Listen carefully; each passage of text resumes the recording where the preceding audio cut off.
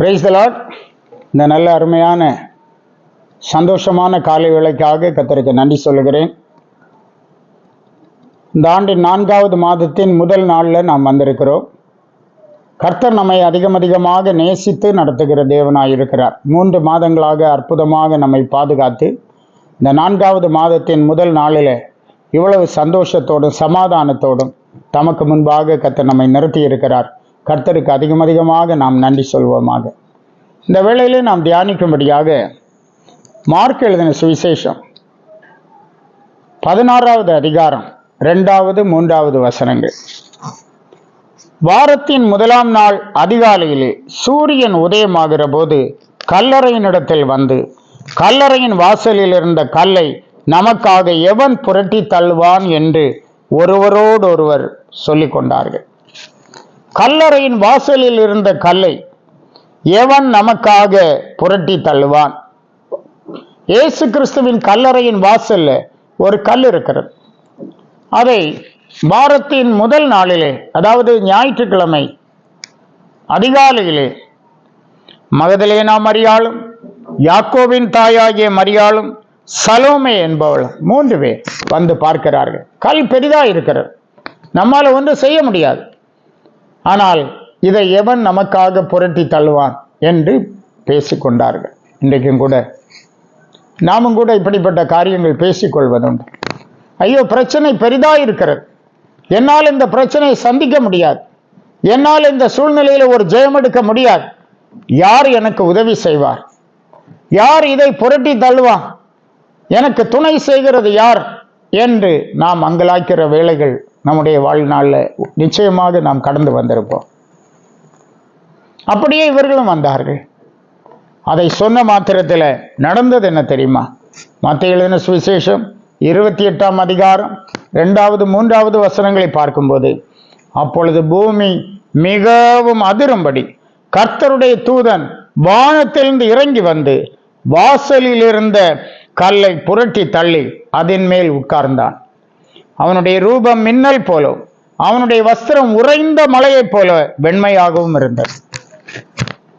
இக்கட்டான சூழ்நிலைகள் நம்முடைய வாழ்க்கையில் வரும்போது, நான் ஒன்றுமே செய்ய முடியாத ஆண்டவரே, யார் எனக்கு உதவுவார் என்று நாம் அங்கலாய்க்கிற வேளைகள் நமக்கு எதிரே கடந்து வரும்போது, ஆண்டவர் ஒரு காரியம் செய்கிறார்.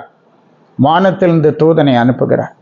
இது தேவ பிள்ளைகளுக்கு தேவன் செய்து கொண்டிருக்கிற ஒரு பெரிய ஒத்தாசையான காரியம். நிச்சயமாக உங்களுடைய வாழ்விலும் கூட கர்த்தர் இந்த காரியத்தை செய்திருப்பார், சந்தேகமே இல்லை.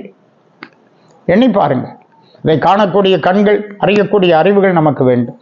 வானத்தில் இந்த சடிதியாய் அந்த தூதன் இறங்கி வாசல் இந்த கல்லை புரட்டி தள்ளினான், அதன் மேல் உட்கார்ந்தான். சிலருக்கு பாருங்க பயங்கரமான நிந்தைகள் இருக்கும். சில குடும்பங்களை நாம் பார்க்கும்போது, குறிப்பாக வில்லேஜஸ்ல பார்க்கலாம், பயங்கரமான நிந்தை நிறைந்த குடும்பம் இருக்கு. அந்த குடும்பத்துக்கு ஒரு பெயரை வைத்திருப்பார்கள். அந்த பெயர் சொன்னாதான் அந்த ஊர்ல அவர்களை தெரியும். ரியல் நேம் சொன்னா நிச்சயமா தெரியாது. அந்த அளவுக்கு அதை பழக்கப்படுத்தி இருப்பார்கள் அந்த நிந்தையான பேச்சு. நாம் யோசுவா 5ஆம் அதிகாரம் 9ஆம் வசனத்திலே பார்க்கும்போது, கர்த்தர் யோசுவாவை நோக்கி, இன்று எகிப்தின் நிந்தையை உங்கள் மேல் இராதபடிக்கு புரட்டி போட்டேன் என்றார். அதனால் அந்த ஸ்தலம் இந்நாள் வரைக்கும் கில்கால் எனப்படுகிறது. இன்று எகிப்தின் நிந்தையை உங்கள் மேல் இராதபடிக்கு புரட்டி போட்டேன். ஆம், அன்பான தேவ பிள்ளைகளே, நிந்தைகளை புரட்டி போடுகிறவர் நம்முடைய தேவன். கல்லறையின் வாசல்ல ஒரு பெரிய கல் இருந்தது, அது ஒரு பெரிய நிந்தை.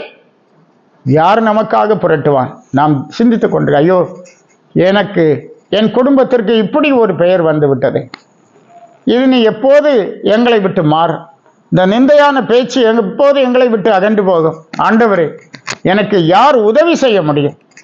எந்த மனுஷனும் உதவி செய்ய முடியாது இந்த காரியத்தில். ஆனால் உனக்காக தன்னுடைய தூதனை அனுப்ப கர்த்தர் வல்லவராக இருக்கிறார். வானத்திலிருந்து சடுதியாய் ஒரு தூதன் இறங்கி வாசலிருந்த அந்த கல்லை புரட்டி தள்ளி அதன் மேல் உட்கார்ந்தான். அவன் எப்படி இருந்தான் தெரியுமா?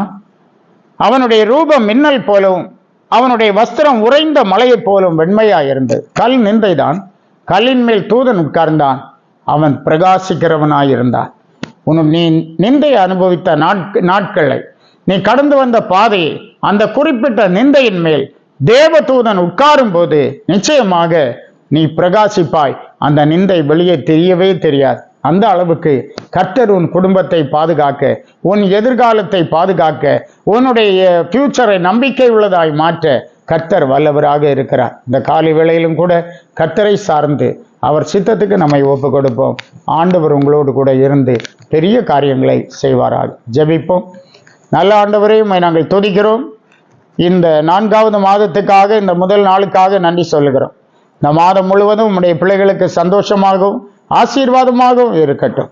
ஒவ்வொரு நாளும் இவருடைய வாழ்க்கையில நன்மையும் கிருபையும் தொடரும்படி கர்த்தர் கிருபை தார். ஜீவனுள்ள நாளெல்லாம் தொடரும் என்று சொன்னீர். தொடர்ந்து அவிதமாக தொடர கிருபைதார். தேவ இரக்கம் ஆண்டவரே இவர்களோடு இருக்கட்டும். ஆண்டவரே, எல்லா அந்தகார வல்லமைகளுக்கும் விலக்கி காத்துக்கொள். உம்மை அறிகிற அறிவிலே வளரட்டும். உம்முடைய சித்தம் செய்வதிலே தம்முடைய பிள்ளைகள் ஆண்டவரை உற்சாகப்படட்டும். ஆண்டவரே ஆசீர்வதி. இயேசு மூலம் கேட்கிறோம் பிதாவே. ஆமே ஆமே. God bless you.